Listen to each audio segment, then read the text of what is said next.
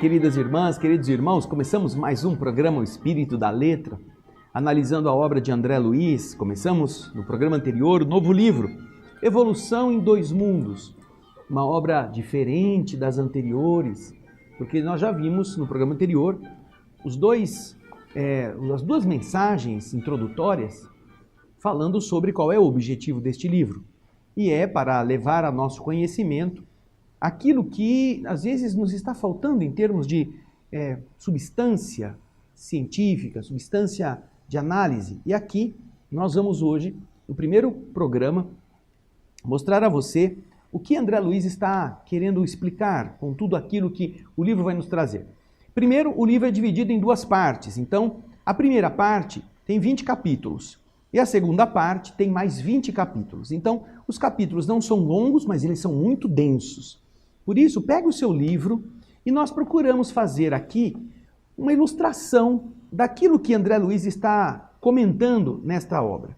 Portanto, com o livro em mãos, um papel, uma caneta, um caderno, você poderá ir anotando vários dos conceitos, tá bom? Lembre-se que, como ele disse, é uma síntese de conceitos cósmicos que estão nos endereçando ao objetivo de Deus, que é nos fazer progredir além das estrelas. Lembra disso? Então, vamos ao primeiro capítulo, cujo título é Fluido Cósmico.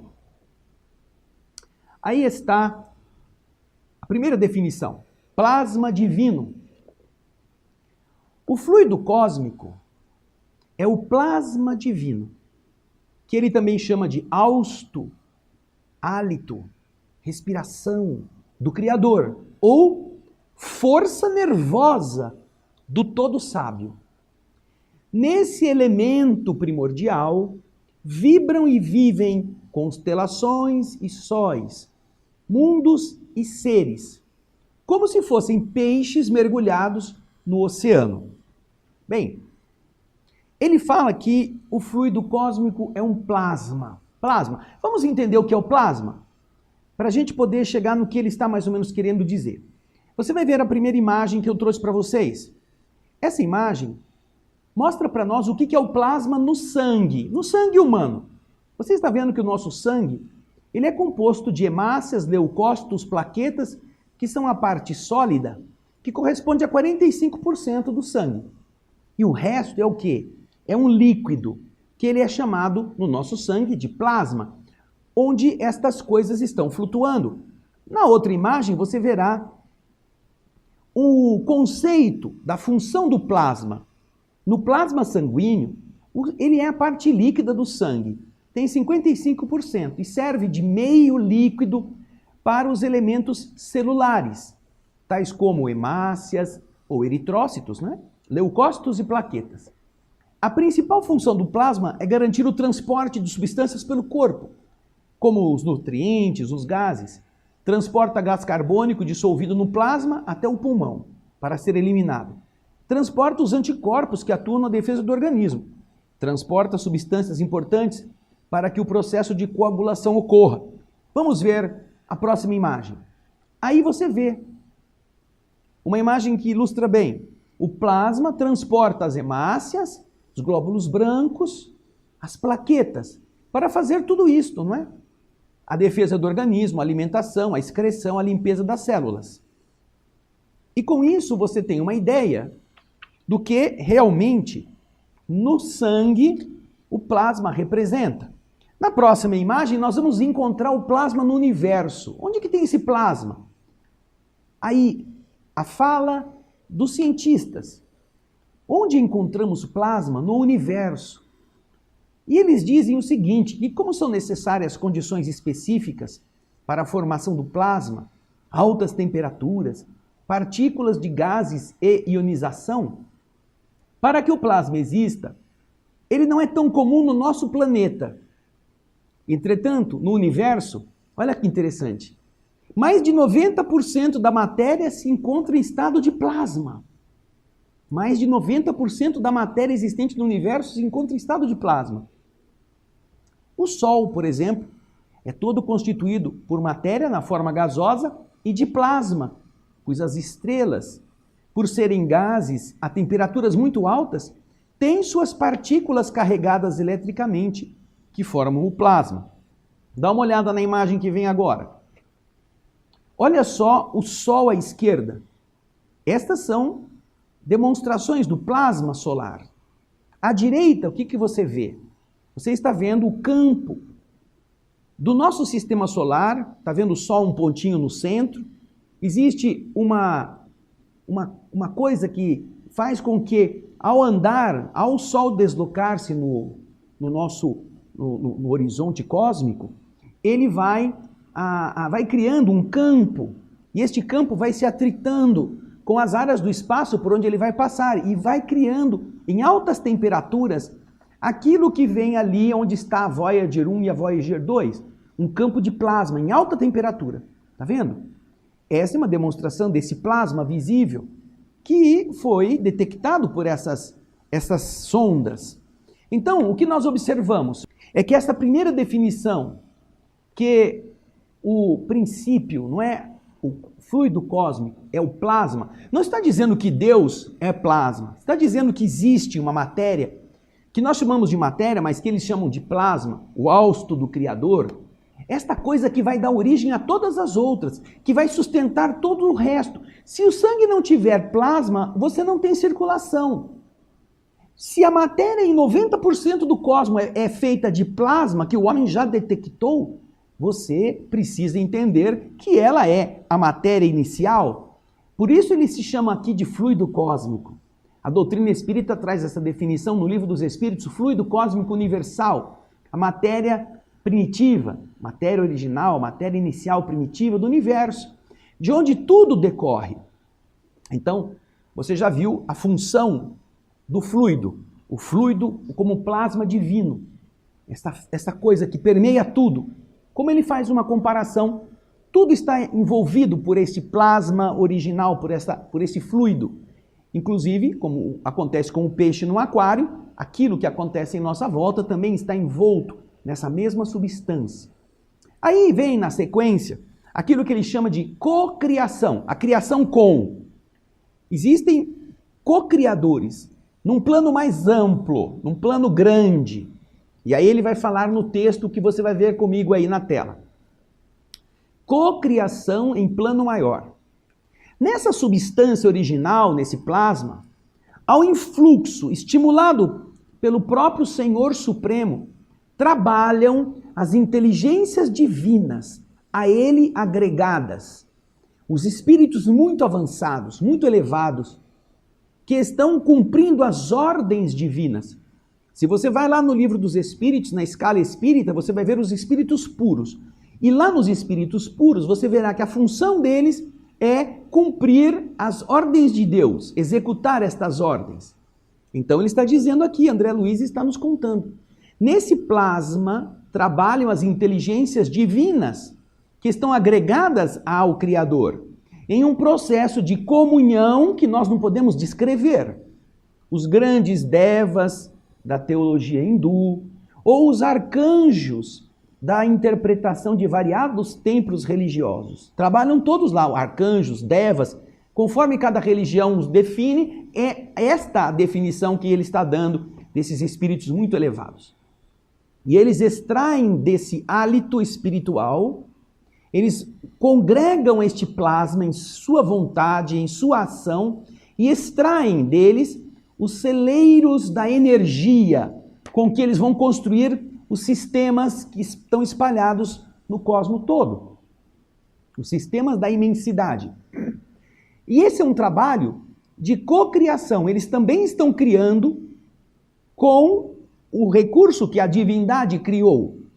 E isso é em plano maior. Por quê? Porque eles estão falando no cosmos inteiro, estão atuando no todo do nosso mundo celeste, de conformidade com os desígnios, as determinações do todo misericordioso, que faz deles agentes orientadores da criação excelsa.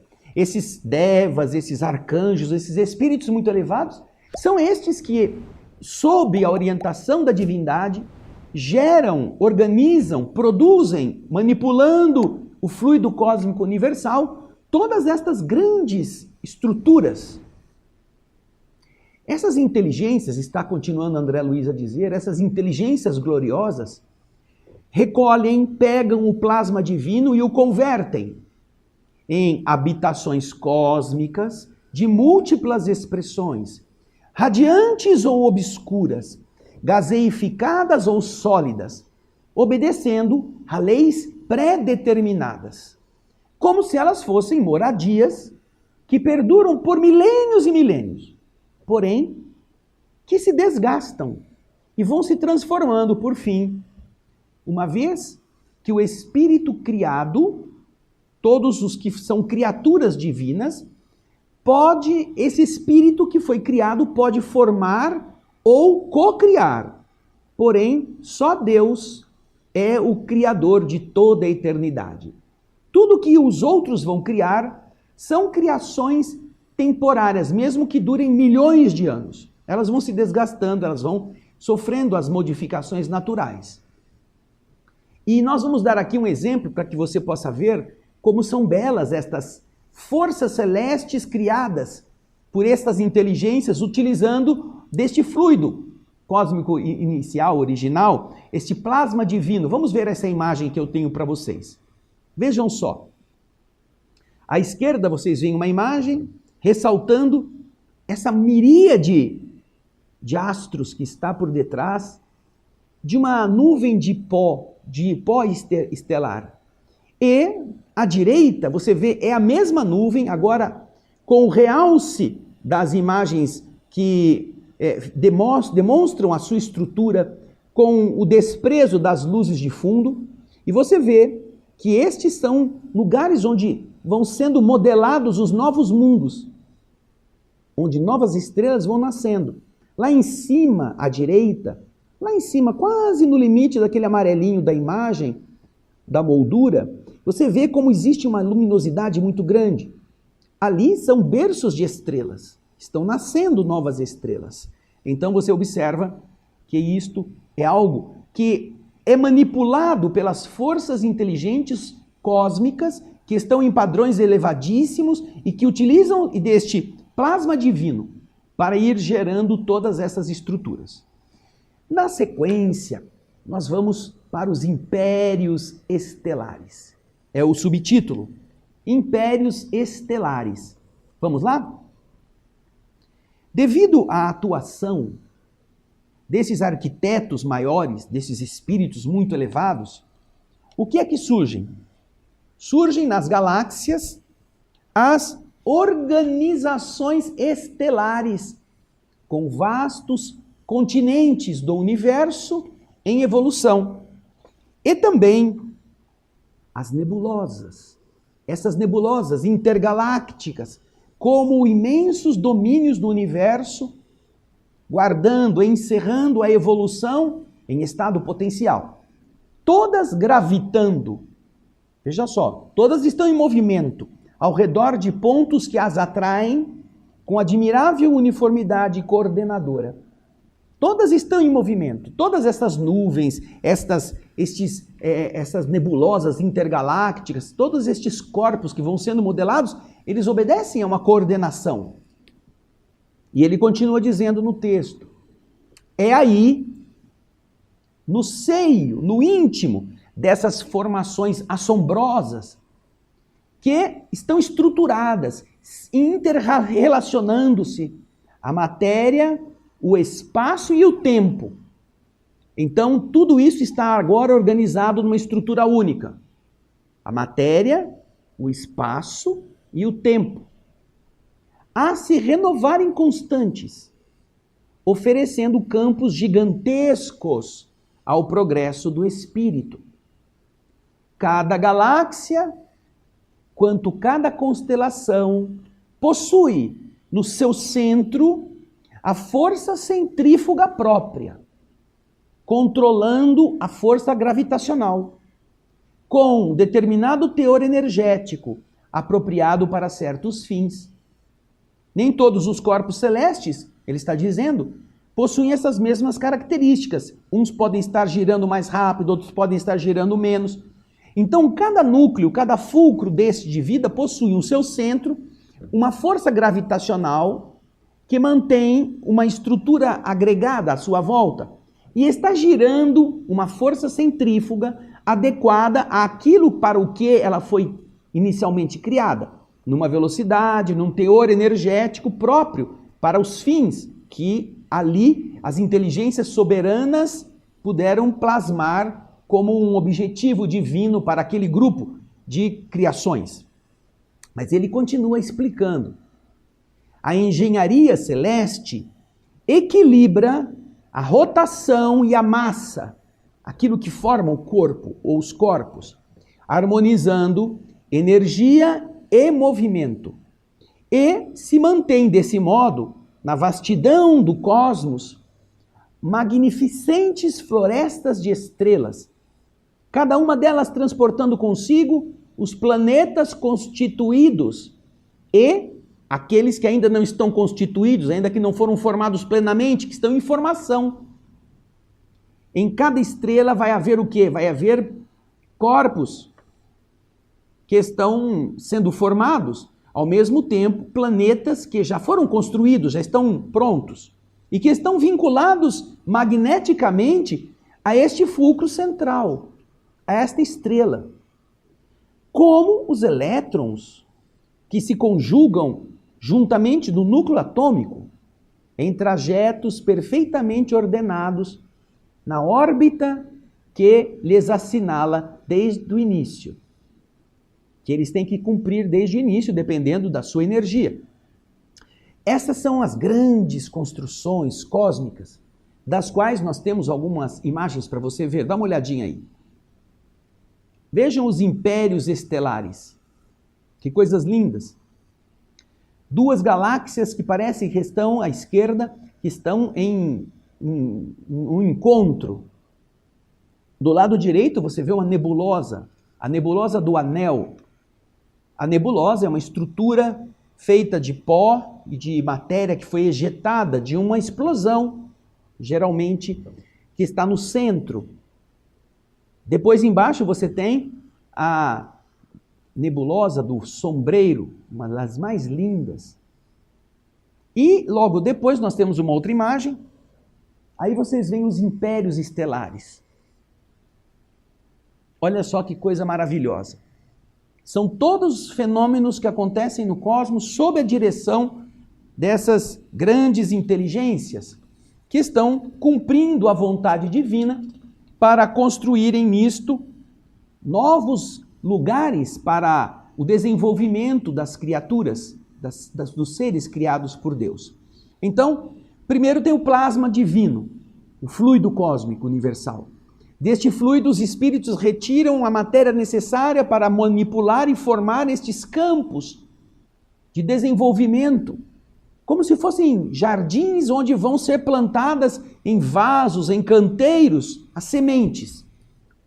Primeiro, então, precisam ter os ingredientes, os componentes da matéria organizados. E aí começa a se estruturar o quê? Aquilo que vai ser, vamos dizer, o verdadeiro berço, onde se terá o início dos componentes para a formação dos projetos divinos de existência. E aí, André Luiz vai para o caso específico da nossa galáxia. Você vai ver que existem bilhões de galáxias com bilhões de estrelas, cada uma delas. Mas ele estará falando agora da nossa, a nossa chamada Via Láctea. Para imaginarmos, de algum modo, essa grandeza inconcebível da criação, vamos comparar a nossa galáxia a uma grande cidade que está perdida. É uma das muitas, incontáveis grandes cidades de um país.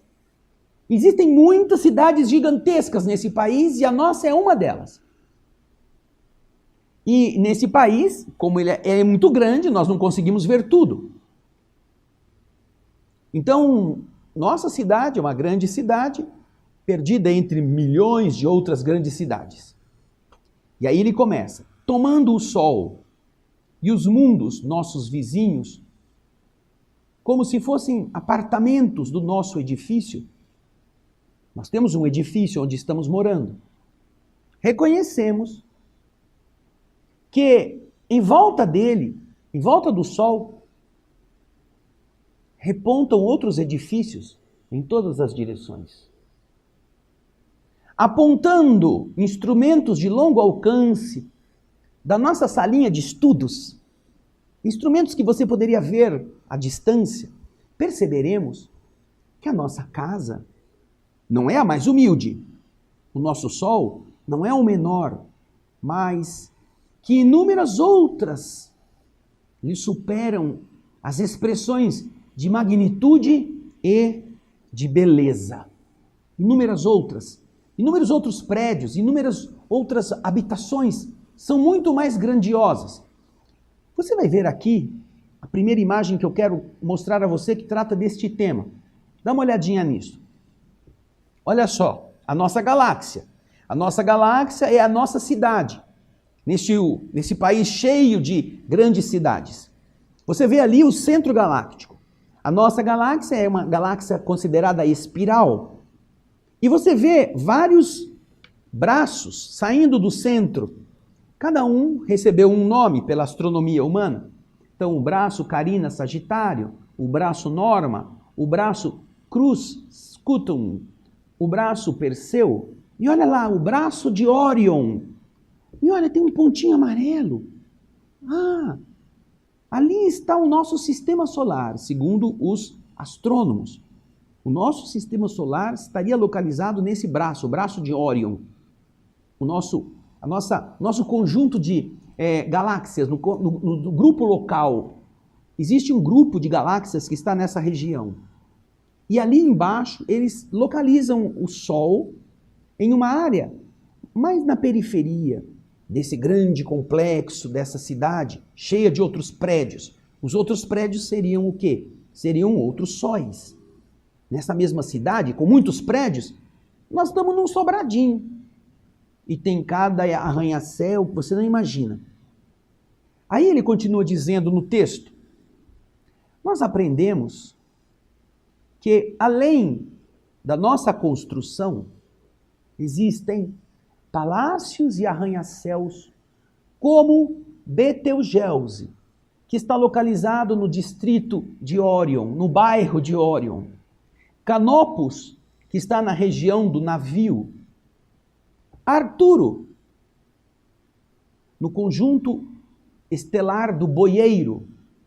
Antares, no centro da nossa noite estrelada. Escorpião, que é um desses conjuntos de estrelas. E também, além deles, outras muitas residências senhoriais, imponentes e belas, exibindo uma glória perante a qual todos os nossos valores se apagariam. Será que se apagariam?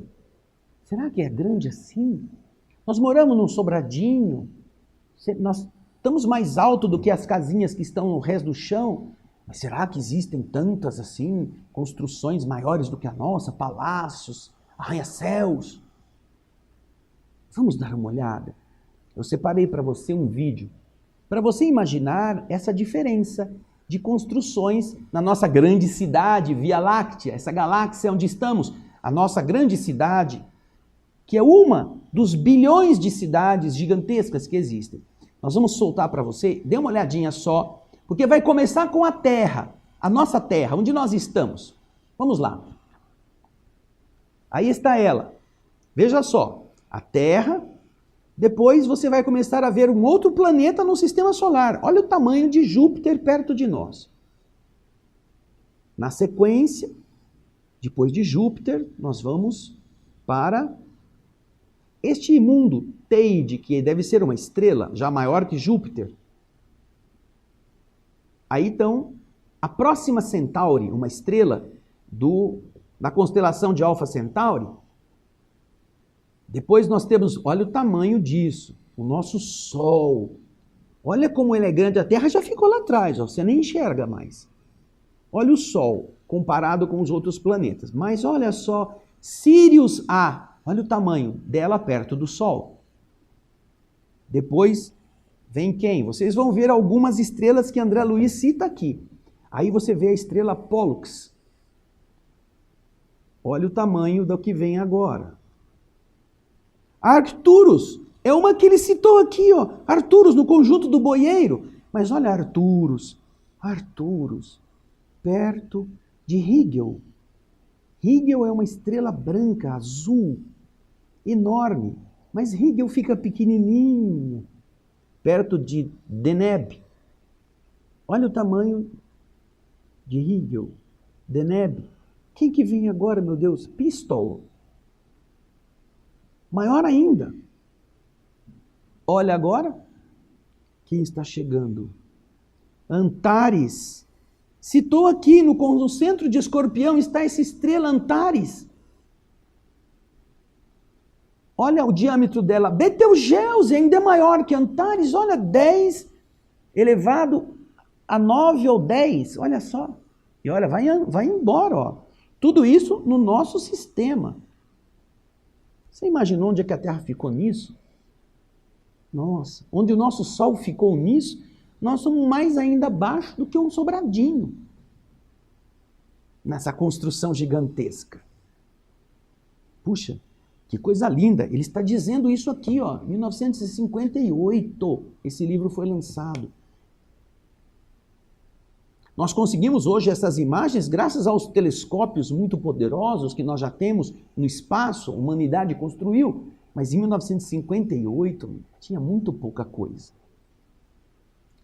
Continuando o texto, nós vamos ver que por processos ópticos, usando as nossas lunetas, os nossos telescópios, nós verificamos que a nossa cidade apresenta uma forma espiralada. E que a onda de rádio, avançando a uma velocidade da luz, gasta 1000 séculos, olha só, gasta 100.000 anos terrenos para sair de um lado e chegar do outro lado do diâmetro. É o tamanho da nossa cidade, de um bairro a outro. Nela, nós vamos encontrar milhões de lares, que são os sóis, nas mais diversas dimensões e feitios, instituídos há muito tempo, ou recém-organizados, como também encontramos os prédios já envelhecidos, ou que estão em vias de instalação, próximos de começar a existir, nos quais a vida e a experiência enxameiam vitoriosas. Ali, em todos eles, estão corpos viventes. E aí, você vai ver mais uma imagem, para você ter uma ideia desses 100.000 anos-luz. Aí vocês estão vendo essa representação espiralada, onde estão os braços, e você vê embaixo a escala 100.000 anos-luz. Se você soltar um raio de luz de um lado, ele vai andar na velocidade da luz, que é de 300.000 quilômetros por segundo, e ele vai levar 100.000 anos para atravessar nessa velocidade. E onde que está o Sol ali? Olha lá, está em cima do G. Está vendo? A letra, nossa galáxia, em cima está lá uma bolinha amarelinha, escrito Sol, lá no braço de Órion. Nós não estamos no centro da galáxia, nós não estamos meio nos bairros nobres, nós estamos lá quase na periferia. Mais um pouquinho a gente está caindo fora, continuando o centro da galáxia girando, mas um pouquinho, né, quem está muito na ponta vai ser jogado para fora. Olha só que interessante. Então aí nós já vimos na ilustração a nossa galáxia. E agora, forças atômicas, é o outro trecho. Você vai ver como é importante entender tudo aquilo que André Luiz está dizendo. Vamos ao texto agora. Toda essa riqueza de plasmagem, de formação nas linhas da criação, ela se realiza, ela se ergue com base no quê? Nos corpúsculos sob irradiação da mente. Corpúsculos e irradiações que no estado atual dos nossos conhecimentos embora estejamos no plano espiritual, nós não temos direito como definir na sua multiplicidade e na sua configuração. Porque a morte apenas dilata nossas concepções e nos aclara a introspecção, iluminando-nos o senso moral, mas não resolve de maneira absoluta os problemas que o universo nos propõe a cada passo, com seus espetáculos de grandeza. Ele está dizendo que essas riquezas de plasmagem, de construção desses corpos, das grandes inteligências superiores, veja só, se baseia o quê? Nos corpúsculos que são criados ou são organizados pelas irradiações da mente. Corpúsculos e irradiações. Mas ele diz, olha, mais do que isso, eu não vou conseguir explicar. Por quê? Porque a gente morre, vem para o lado de cá, e a gente desenvolve o nosso senso moral, mas de maneira absoluta a gente não consegue de imediato entender todos os problemas que o universo nos põe, com a sua grandeza, com o seu espetáculo maravilhoso. Você pega a formiga mais inteligente, mais competente do formigueiro e coloca a formiga diante de um forno de micro-ondas. E ela tem que entender o que é aquilo. Como que ela pode, por mais inteligente que ela seja, compreender um forno micro-ondas? Que não seja uma formiga, que seja já um ser um pouco mais avançado, um passarinho. Como é que ele entende aquilo? Que não seja um passarinho, que seja um gato, um cachorro. Não entende como que é aquilo. Por quê? Porque ele não tem a capacidade para entender. E André Luiz está dizendo isso. A gente vai para o outro lado, mas continua meio assim, sem entender tudo. Mas ele continua explicando o que lhe é possível. Veja só o texto. Sob a orientação das inteligências superiores, reúnem-se os átomos em colmeias imensas e sob a pressão que está espiritualmente dirigida de ondas eletromagnéticas, são controladamente reduzidas as áreas espaciais dentro do átomo, sem perda de movimento, para que se transformem na massa nuclear adensada, de que se esculpem os planetas, em cujo seio as mônadas celestes, as sementes celestes encontrarão adequado berço para o seu desenvolvimento. Vamos parar um pouquinho. Imagine a água. Você tem a água em 3 estados. O estado de vapor, o estado líquido e o estado sólido. O que acontece? Cada um tem uma estrutura. No estado de vapor, os átomos estão muito afastados uns dos outros. Tanto que, se você pegar 1 litro de água líquida e ferver, ele se expande na fervura e produz 1.200 litros de vapor, um único litro, de tão expansivo que ficam os espaços internos. Agora, se você pega a água e ao invés de aquecer, você resfria, você tira energia, ela vai ficando, os átomos vão ficando mais e mais pertinhos até que ela fica sólida. Então você percebe que a diferença dos espaços entre os átomos, entre as moléculas, vai produzindo diferentes estados naquela mesma matéria. E ele está dizendo que as mentes superiores utilizaram-se dessas suas energias poderosíssimas para ir, antes de se formarem os elementos, irem modelando, para ir apertando esses espaços, a fim de que eles se congregassem e pudessem se transformar nos elementos sólidos que nós conhecemos para a formação dos mundos, para a formação dos planetas, as matérias densas. Semelhantes mundos, diz André, servem à finalidade a que se destinam por longas eras, consagrados à evolução do espírito. São salas de aula, numa escola bem feita, grandiosa, até que, por essa sobrepressão sistemática, por essa pressão que vem de fora para a modelagem da matéria, eles vão sofrendo o colapso atômico, pelo qual eles acabam se desfazendo e vão se transformando em astros cadaverizados, como se fosse um corpo que vai perdendo a vitalidade, depois de muito tempo. Essas esferas mortas, contudo, voltam a novas diretrizes dos agentes divinos. Aquilo que a gente joga no lixo, põe num saco de sanito e manda embora, os agentes divinos sabem que aquilo possui condições de ser reciclado. E eles dispõem, eles determinam, eles impõem sua vontade sobre a desintegração desses materiais de superfície, dando oportunidade a que os elementos comprimidos, que são os elementos físicos comprimidos pelas forças de atração, se libertem através de explosão ordenada. Uma explosão que os espíritos superiores coordenam, surgindo novo conjunto corpuscular, novos corpos espalhados, como se fossem matéria-prima, para a reconstrução das moradias celestes, nas quais a obra de Deus se estende e perpetua em sua glória criativa. Então você percebe que aquilo que não serve mais, pelo desgaste natural, sofre uma implosão e depois uma explosão. E tudo aquilo vai projetado pelo espaço e vai formar as nebulosas, que são matéria, que são poeira, que depois vão sofrer a atração de novo e vão gerar novos mundos. Veja a imagem aí.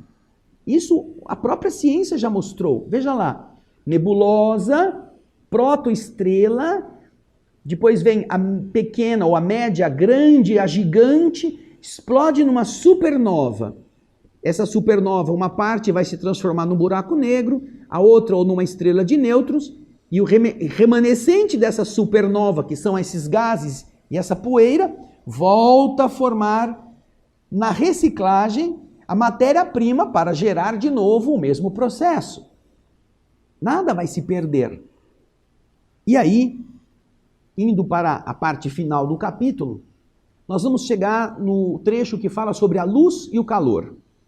Os mundos ou campos de desenvolvimento da alma, com as suas diversas faixas de matéria, em variadas expressões vibratórias, como eu disse aqui, a água, sólido, líquido, gasoso, ou plasma. Existe o quarto estado da matéria, que é chamado de plasma. Sob essa influência dos tutores espirituais, essas diversas faixas da matéria são acalentados por irradiações luminosas e caloríficas, sem que a gente se refira a outras forças de outras espécies que são arrojadas do espaço cósmico sobre a Terra, os raios cósmicos, sobre a Terra e sobre o homem, e que garante a eles a estabilidade e a existência, luz e calor, guardando essa possibilidade de nós termos vida. Que temos então essas duas forças, luz e calor, que teoricamente classificamos entre radiações nascidas dos átomos que têm as energias, que fazem com que tudo funcione com a luz e com o aquecimento para tudo estar em desenvolvimento. Estes átomos, excitados na sua íntima estrutura, enviam ondas eletromagnéticas. É deles, dos átomos, que essas ondas partem. Todavia, não obstante estarmos tateando com relativa segurança as realidades da matéria, definindo a natureza corpuscular do calor e da luz, e embora saibamos que outras oscilações eletromagnéticas se conjugam insuspeitadas por nós na vastidão universal, que vão além, estão abaixo do infravermelho e além do ultravioleta, completamente fora das nossas zonas de percepção, apesar de a gente saber disso, nós confessamos com humildade que não sabemos ainda, principalmente no que se refere à elaboração da luz, qual seja a força que provoca a agitação inteligente dos átomos. Os espíritos ainda não podem nos dizer sobre isso. E que os força a produzir essas irradiações capazes de lançar ondas no universo com a velocidade de 300 mil quilômetros por segundo. Nós não sabemos como explicar isto. Preferimos reconhecer em toda parte, com a obrigação de estudarmos e progredirmos sempre, o hálito divino do Criador fazendo isso. É como se esse fosse o sopro do Criador, produzindo as ondas de luz e de calor, agitando os átomos na sua essência, fornecendo com eles aquilo que depois vai aquecer, vai enriquecer tudo que está em volta. Com isso, nós vamos chegar no último item, que é a cocriação em plano menor. Primeiro nós vimos a cocriação cósmica, as inteligências superiores. Mas também existe a criação pequena, que é o que ele vai falar agora. Em análogo processo, em análogo alicerce, as inteligências humanas que estão conosco utilizam o mesmo fluido cósmico em permanente circulação no universo para elas também criarem junto, cocriação em plano menor, assimilando os corpúsculos da matéria com a energia espiritual que lhes é própria, formando assim o corpo perispiritual, chamado veículo físio-psicossomático, é o perispírito.